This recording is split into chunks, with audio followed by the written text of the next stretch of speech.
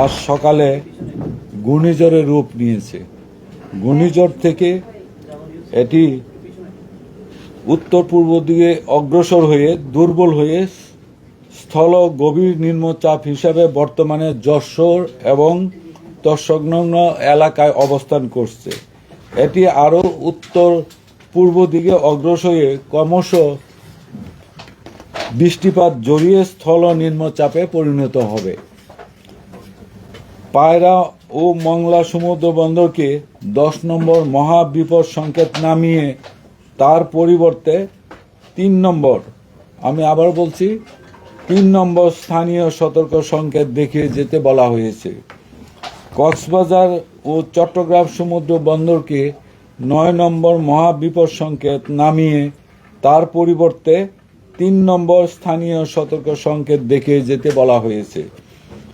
উত্তর বঙ্গোপসাগরে অবস্থানরত সকল মাছ ধরার নৌকা ও ট্রলারসমূহকে আগামীকাল 28 মে 2024 দুপুর পর্যন্ত নিরাপদ আশ্রয়ে থাকতে এবং পরবর্তীতে সাবধানে চলাচল করতে বলা হয়েছে।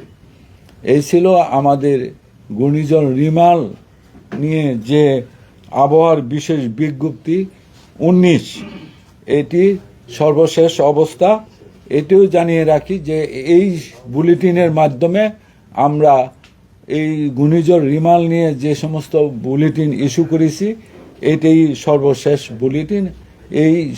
এরপর আর কোনো বুলেটিন আমরা ইস্যু করব না, কারণ এটি স্থল নিম্নচাপে পরিণত হয়ে গেছে। এটা বাংলাদেশের উপরে অবস্থান করছে এই মুহূর্তে। পরবর্তীতে এটা আরও দুর্বল হয়ে বৃষ্টি দিয়ে উত্তর পূর্ব দিকে অগ্রসর হয়ে আগামীকাল নাগাদ এটা হয়তো বাংলাদেশ থেকে এটা আরও উত্তর পূর্ব দিকে আসামের দিকে চলে যাবে এভাবে। ফলে এটার প্রভাবে আজকে ঢাকায় যে গুড়ি গুড়ি বৃষ্টি হচ্ছে, আবার একটু ভারী বৃষ্টি হচ্ছে, এরকম দমকা বাতাস হচ্ছে, এরকম সারা দেশই দেখা যাবে যে এই ধরনের বৃষ্টিপাত হবে। এই বৃষ্টিপাত জড়িয়ে এটা ক্রমান্বয়ে আরও দুর্বল হবে এবং এক পর্যায়ে এটা গুরুত্বহীন হয়ে পড়বে আমাদের দেশ থেকে আউট হয়ে গিয়ে। বৃষ্টির প্রভাবটা আরো কতদিন থাকতে পারে? যে বৃষ্টির প্রভাব আরো কতদিন থাকতে পারে? বৃষ্টির প্রভাব এটা আজকেই বেশি থাকবে, কালকে আরো একটু কমে আসবে, পরশু দিন থেকে হয়তো দেখবেন যে রৌদ্র উঠে গেছে। কালকেও কোনো কোনো জায়গায় বিকাল থেকে দেখা যাবে যে আবহাওয়া একদম মোটামুটি এখন সময় করে আর আস্তে আস্তে দুর্বল হয়ে যাবে। আসামের দিকে কি বৃষ্টিপাতই শুধু হবে না ওদিকে ঝড় হওয়ার সম্ভাবনা? ওই দিকে যখন যাবে এটা তখন একদম লো প্রেসার হিসাবে যাবে, তখন আর ওইটার কোনো প্রভাবে তেমন কোনো গুরুত্বপূর্ণ কিছু সিগনিফিকেন্ট কোনো ওয়েদার হবে না এটা নিয়ে। তো আমরা আপনাদেরকে আরেকটি ইনফরমেশন আমি জানাই। আমরা বলেছিলাম যে এই প্রবল ঘূর্ণিঝড় 90 থেকে 120 কিলোমিটার পর্যন্ত জোরো হাওয়া হয়ে যেতে পারে, সেই সাথে জোয়ার হতে পারে, তার ভারী বৃষ্টিপাত হতে পারে। এই সমস্ত কথাগুলি বুলেটিনে আপনাদেরকে আমরা অবহিত করেছিলাম। তাই আমরা যে উইন্ড গত রাতে এবং আজ সকাল পর্যন্ত যে সমস্ত কেন্দ্রে আমাদের রেকর্ড করা হয়েছে তার উল্লেখযোগ্য কয়েকটা আমি পড়ে শোনাচ্ছি। খেপুপাড়াতে আমরা গতকাল রাত 1:30 মিনিটে 111 কিলোমিটার পার আওয়ার বাতাসের গতি রেকর্ড করেছি। এটা গত রাতে 11 কিলোমিটার পার আওয়ার। তারপরে আরেকটা সময়ে আমরা রেকর্ড করেছি, সেটা 11:30টায় রাতে 91 কিলোমিটার পার আওয়ার খেপুপাড়াতেই। তারপরে রাত 8:30টায় 65 কিলোমিটার পার আওয়ার। রাত 7:30টায়, সন্ধ্যা 7:30টায় 61 কিলোমিটার পার আওয়ার। আর বিকাল 4টা 54 কিলোমিটার পার আওয়ার। এটা ছিল খেপুপাড়ার উইন্ড স্পিড। তারপরে পটুয়াখালীতেও আমরা পেয়েছি 1:30টার সময়, একই সময় যেটা খেপুপাড়াতে হয়েছে 111, পটুয়াখালীতেও 111 কিলোমিটার পার আওয়ার। আরেকটা সময় 11:30টায় আমরা পেয়েছি 102 kilometre per hour wind speed. আর রাত 2:30টায় পেয়েছি 89 kilometre per hour wind speed. আর রাত 3টায় পেয়েছি 58 kilometre per hour wind speed. সাতক্ষীরাতে পেয়েছি 70 11:30টায়, 78 পেয়েছি রাত 3টায় কিলোমিটার পার আওয়ার। আমি সংখ্যা যাই বলবো এটা কিলোমিটার পার আওয়ার হবে উইন্ড স্পিড। মংলাতে পেয়েছি 80 12:30টায়, আরেকবার পেয়েছি 63 রাত 9:30টায়, 70 পেয়েছি 11:15টায়। আর কয়রাতে আমরা পেয়েছি 83 kilometre per hour wind speed রাত 11:00টায়। খুলনাতে পেয়েছি আমরা 46 কিলোমিটার পার আওয়ার রাত 11:30টায়। আর 72 কিলোমিটার আমরা পেয়েছি রাত 4টায় খুলনায়। আর ঢাকাতে আমরা দুইবার দুইটা উইন্ড স্পিড পেয়েছি। একটা হলো আপনার 69 কিলোমিটার 6:20 সকালবেলায়, আর একটা পেয়েছি 45 কিলোমিটার পার আওয়ার।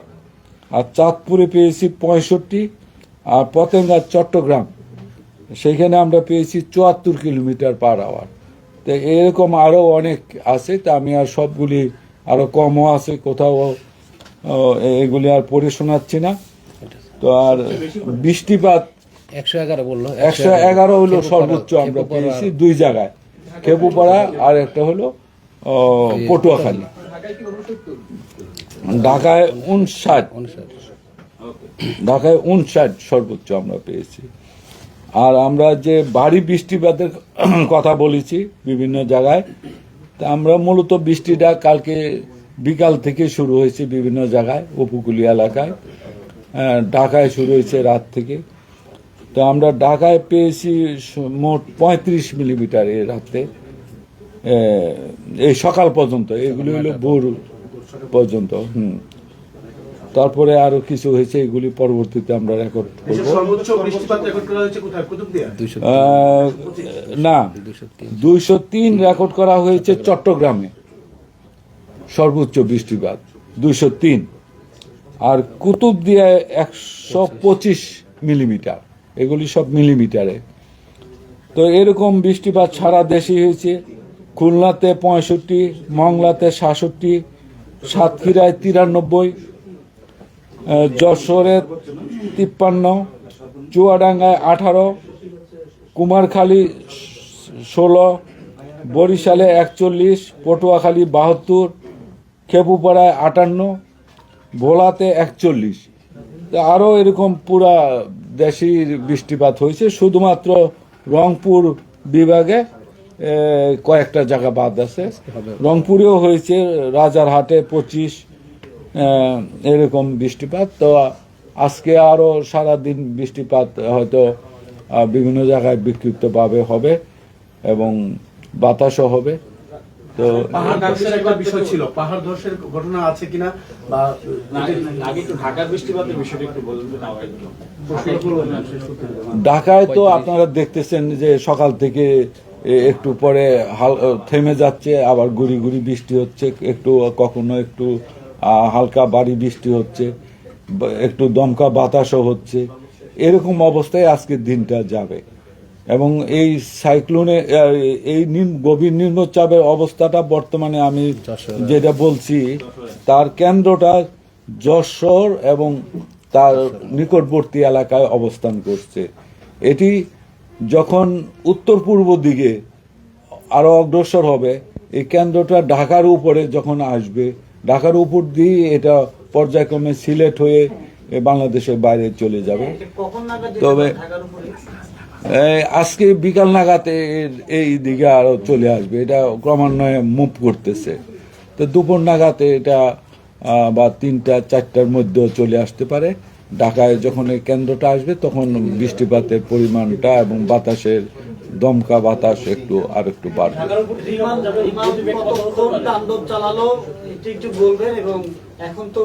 বিমান মূলত সারা রাত্রই তাণ্ডব চালাইছে। এই সাগর থেকে যখন ওঠা শুরু করছে, তার একটা বাঘ আমরা কালকে দুপুর থেকে সকাল থেকে ব্রিফ করতেছিলাম যে অগ্রবাঘ বিকাল 4টার থেকে 3টার পর থেকে শুরু হবে উপকূলে আঘাত হানা। সেটাই হয়েছে। সেই সময় থেকে শুরু করে মধ্যরাতের মধ্যে তার কেন্দ্র উঠে গেছে। কেন্দ্র উঠার পর পরবর্তীতে আমরা রাত্রে বুলেটিনে বলছিলাম 5 থেকে 7 ঘন্টা এটা আরো বাকি অংশটুকু উঠতে সময় লাগবে। সেই সময়টুকু সারা রাতই এটা তাণ্ডব চালাইছে, সারা উপকূল সহ আমাদের ঢাকা পর্যন্ত। তো এটা এখন স্থলভাগে উপরে চলে আসছে, পুরা বডি সকাল 6টার আগেই পুরা অংশ স্থলভাগে চলে আসছে। তখন সকালে ছিল এটা সাইক্লোন হিসেবে, এখন এটা আরো দুর্বল হয়ে আপনার স্থল গভীর নিম্নচাপ হয়েছে। এটা পর্যায়ক্রমে বৃষ্টি দিবে আর আস্তে আস্তে উত্তর পূর্ব দিকে সরে যাবে এবং আরো দুর্বল হয়ে যাবে। ঢাকা যখন তখন বাতাসে বদলে থাকবে কিনা? বাতাস থাকবে। এখনই এটার প্রভাব যশোরে থাকলেও ঢাকার উপরে তার অংশ আছে, কিন্তু কেন্দ্রটা যখন আবার এই দিকে অগ্রসর হবে আর একটু বাড়বে বাতাসের গতি, হয়তো এখন থাকতে পারে। এই 20, 30, 40 এর মধ্যে সীমাবদ্ধ এখন আর থাকবে। বৃদ্ধি পাওয়ার এখন আর বৃদ্ধি পাওয়ার কোনো সুযোগ নেই, যেহেতু এখন আর এনার্জি সে গেইন করার কোনো সোর্স নাই তার।